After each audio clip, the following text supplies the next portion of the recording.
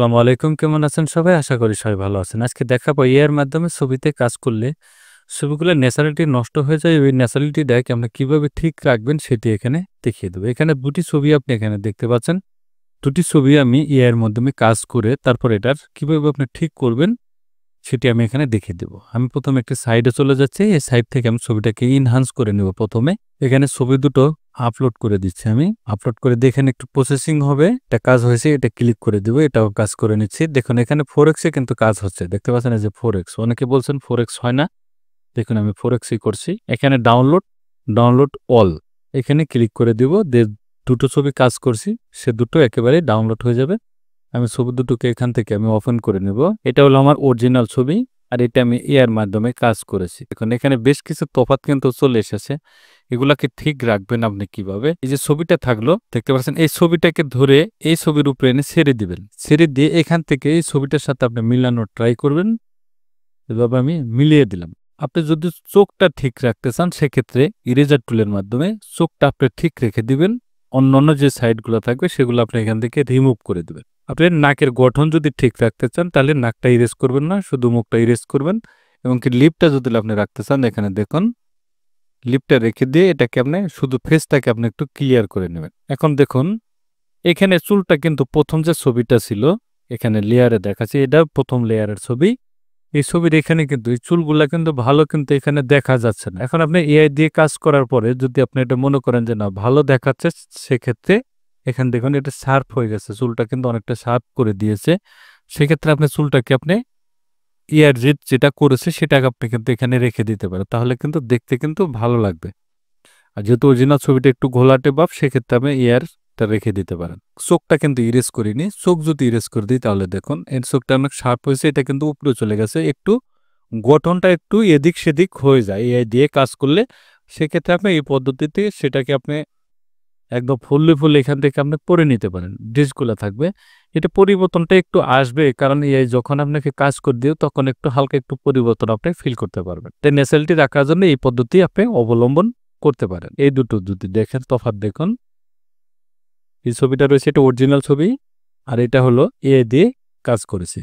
এখানে কিন্তু মুখের যে গঠনটা এটা কিন্তু একটু এদিক সেদিক এখানে হয়ে গিয়েছে। আর এটার চুলটা একটু ঘোলাটে ভাব, এটা কিন্তু একটু শার্প করে দিয়েছে। এখন এটাকে ধরে আপনি এটার উপরে ছেড়ে দিবেন। ছেড়ে দিয়ে এটাকে রিসাইজ করে এইটা ছবিটার সাথে পুরোটা মিলানোর চেষ্টা করবেন। এভাবে মিলিয়ে দিবেন। আপনি যতটুকু প্রয়োজন মনে করবেন যে আমি এখানে রেখে দিব ততটুকু পরিমাণ রেখে আপনি বাকিটা আপনি এখান থেকে ইরেজ করে দিবেন। ধরেন এখানে ঠোঁটটা রেখে দিবেন, চোখটা ইরেজ করে দিচ্ছি বা চোখটা আপনি ইরেজ করে দিতে পারেন, রেখে দিতে পারেন। আর যতটুকু প্রয়োজন ততটুকু আপনি এখান থেকে করে দেবেন। এখানে ফুল থাকে, ফুলটা রেখে চতুর্পাশ রিমুভ করে দিবেন, তাহলে ফুলটাও কিন্তু এখানে নাকের যে ফুলটা থাকবে সেটাও কিন্তু ঠিক থাকবে। এখানে দেখুন চুলটা কিন্তু খুব একটা কিন্তু নষ্ট হয়নি। এখানে চুলটা কিন্তু আরো কিন্তু সুন্দর করে দিয়েছে, দেখতে পাচ্ছেন। দেখুন এটা অনেকটা শার্প করে দিয়েছে, ন্যাচারালিটি অনেক কিন্তু ন্যাচারাল বোঝা যাচ্ছে। আর আগের যে ছবিটা ছিল সেটা কিন্তু অনেকটা ঘোলাটে ভাব ছিল। এভাবে আপনার ছবিগুলাকে আপনি করতে পারেন। যেটা আপনি পরিবর্তন না করতে চান, যে এটা পরিবর্তন করলে ছবিটা একটু অন্যরকম ফিলে চলে আসবে, সেটা আপনি করবেন না। সেটা এখানে রেখে দিয়ে একটু ক্লিয়ার করে দিয়ে দুটি লেয়ার এক করে নিয়ে এখানে একটু স্মুথ করে নেবেন প্রফেশনাল থেকে। তাহলে দেখুন একটু হাতটা এখান থেকে একটু বাড়িয়ে দিবেন, হালকা একটু বাড়িয়ে দেন, ওকে করে দিচ্ছি। এই বডিদের সাথে পুরোটা আপনার এখানে ম্যাচিং হয়ে যাবে। কিন্তু কন্ট্রোল যে ব্র্যান্ডিং মোড চেঞ্জ করে এটাকে স্ক্রিন করে দিবেন। দেখুন ছবিটা কিন্তু এখানে একটি ক্লিকের মাধ্যমে ছবিটা উজ্জ্বল হয়ে গিয়েছে। এখানে কিছু টেকনিক থাকে সেগুলো আপনি অবলম্বন করছে খুব সহজে আপনি ছবিটিকে আপনার সুন্দর করে নিতে পারেন। এই যে এটা গোলাটে ভাব দেখছেন, এটাকে আপনি শার্প করতে পারেন। এখানে ব্লাড টুলে যাবেন, শার্পেন টুল, শার্পেন টুলে গিয়ে একটু এখান থেকে একটু ঘষে দিলেই দেখবেন এটা কিন্তু একটু শার্প হয়ে যাবে।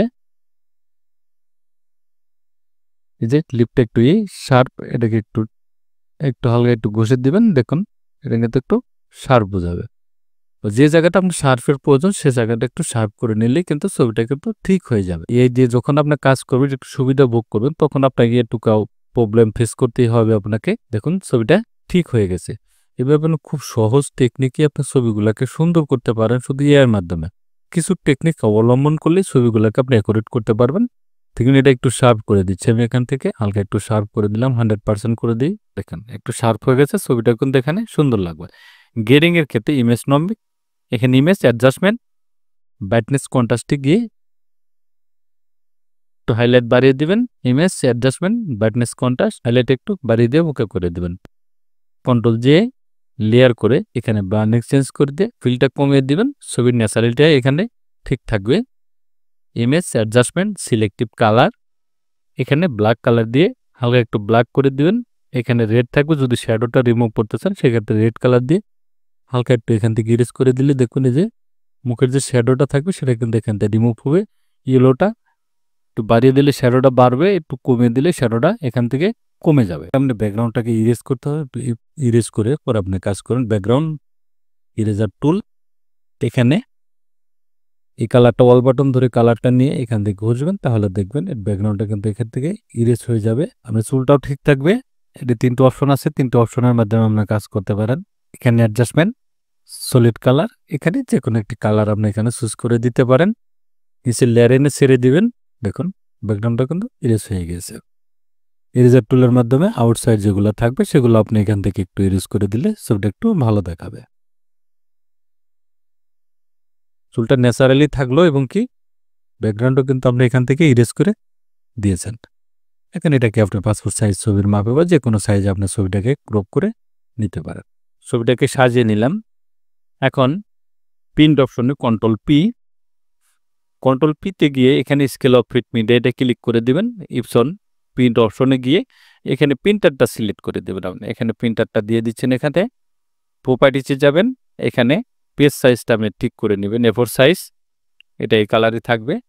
এখান থেকে প্লাইন পেপার থেকে আপনি যদি আপনি ম্যাট পেপারে ছবি প্রিন্ট করতে চান সেক্ষেত্রে ইপসন ম্যাট লিখে দিবেন এখান থেকে। আর যদি প্রিমিয়ার গ্লোসি, সাধারণত যে পেপারগুলো আমরা ব্যবহার করে থাকি, ফুজি বা কোডাক থাকে, অন্য অন্য ইপসন থাকে, এইচপি থাকে, যে প্রিন্টে পেপারগুলো থাকে সেই পেপারে ইপসন প্রিমিয়ার গ্লোসি এটা এখানে দিয়ে দেবেন। এবং যদি বেশি পুরাতন প্রিন্টার হয় এখানে মোর অপশনে গিয়ে এখান থেকে হাই করে দিতে পারেন আপনি। এটা এরকমই থাকবে। কালার গেসিক্যাল, যেটা আপনি সাদা কালো প্রিন্ট করতে চাইলে এটা ক্লিক করে দিবেন, আর কালার রাখতে চাইলে কালারে ক্লিক করে দিবেন। কারণ প্রিন্টারে যদি অনেক সময় কালি একটু কম মারে সেক্ষেত্রে আপনি এখানে হেড ক্লিন দিতে পারেন। হেড ক্লিন দিয়ে নজল চেক করে নেবেন। এই নজল চেকে ক্লিক করে দিয়ে আমি দেখাচ্ছি এখান থেকে।